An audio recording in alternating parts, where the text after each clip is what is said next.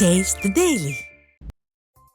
திருவண்ணாமலை மாவட்டத்தில் கிராம ஊராட்சிகளை நகராட்சியுடன் இணைக்கும் முடிவை திரும்பப் பெற வலியுறுத்தி அதிமுக சட்டமன்ற உறுப்பினர் சேவூர் எஸ் ராமச்சந்திரன் மாவட்ட ஆட்சியரிடம் மனு அளித்தார்.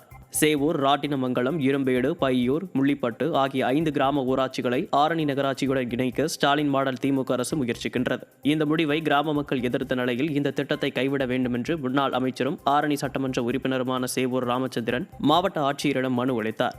இந்நிகழ்வில் கழக நிர்வாகிகள் உடன் இருந்தனர்.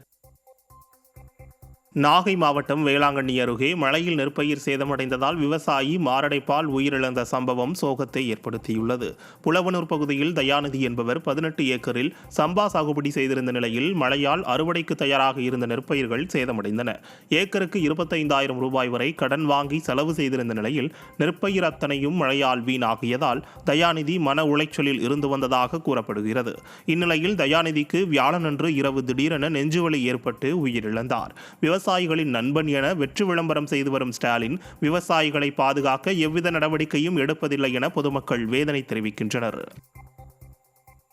விழுப்புரம் மாவட்டம் திண்டிவனம் நகராட்சியில் முற்றிலும் உடைந்து சேதமடைந்த பாலத்தில் ஆபத்தை உணராமல் பள்ளி மாணவர்கள் கடந்து செல்லும் காட்சி வெளியாகியுள்ளது. திண்டிவனம் நகராட்சிக்குட்பட்ட 26வது வார்டு நாகலாபுரம் பகுதியில் பெஞ்சல் புயல் கனமழையால் தரைப்பாலம் சேதமடைந்து முற்றிலும் உடைந்து போனது.